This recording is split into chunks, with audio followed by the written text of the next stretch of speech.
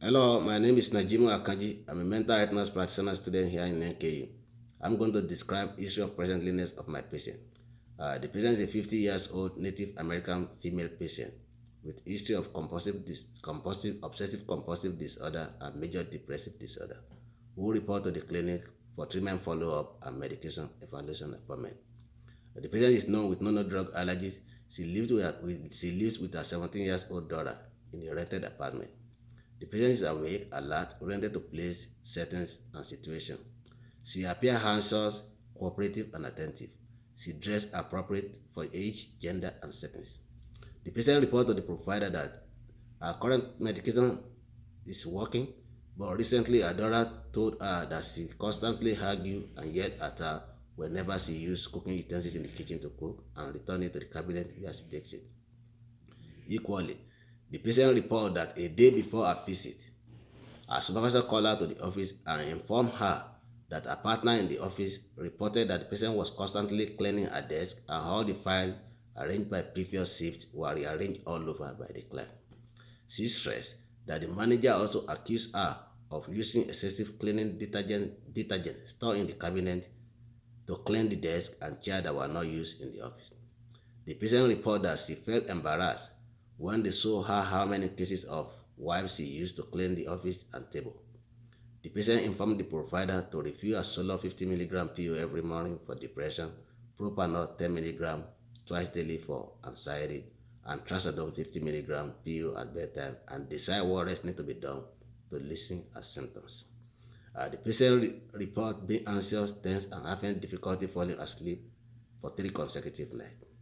She also reported multiple episodes of having insecure feeling whenever she's at work or among a group of people. The patient does appear tense with good insight and good judgment. Verify with the patient if she notice any changes in her behavior uh, towards other. The patient states, "Not really. I do not just like people touching my stuff. It irritates me and I think it gross. Same people touching my stuff. Jam is everywhere." Verify with the patient how long she's been feeling anxious, worried, and insecure among the group. The patient states that anxiety level went up 2 days ago when a supervisor called her to the office.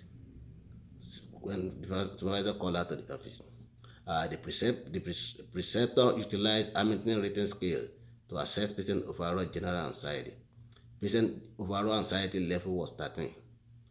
Utilize PHQ-9 to assess patient depressive mood. Patients rated as patient depressive mode was 7, which indicate that patient does experience feeling down or depressed almost every day of the week. Verify with the patient if she does having any coping mechanism to cope with stress and anxiety.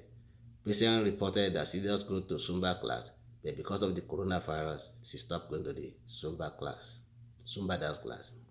Utilize utilize CSSR to rule out suicide ideation. Patient denies suicide thoughts and homicidal ideation. Report insomnia, worry, and anxiety. Deny using recreational drug and report occasional alcohol consumption. Verify how often the client drinks. The client reported that she occasionally drinks 2 to 3 glasses of red wine on a day off. Strongly advise the patient to reduce alcohol consumption and continue exercise to cope with stress. During evaluation, the patient constantly look at the door and frequently seek permission to check the office door to ensure the door was locked during the provider and patient encounter. Verify the client medication adherence and social support system. The patient revealed that her ex-husband is a support system. Stress that her ex-husband always ensure that her medication are up to date. She says she doesn't have any problem with medication. However, parents admit non-adherence to medication. Say that sometimes she will feel like she doesn't need medication to manage her symptoms. Strongly encourage patient to continue taking all her medication and no changes were made to the patient existing medication at this point. Patient acknowledge to the current treatment plan and we advise the patient to continue our psychotherapy and follow up with the therapist to continue our behavioral therapy appointment. Patient verbalize understanding of the teaching. Thank you.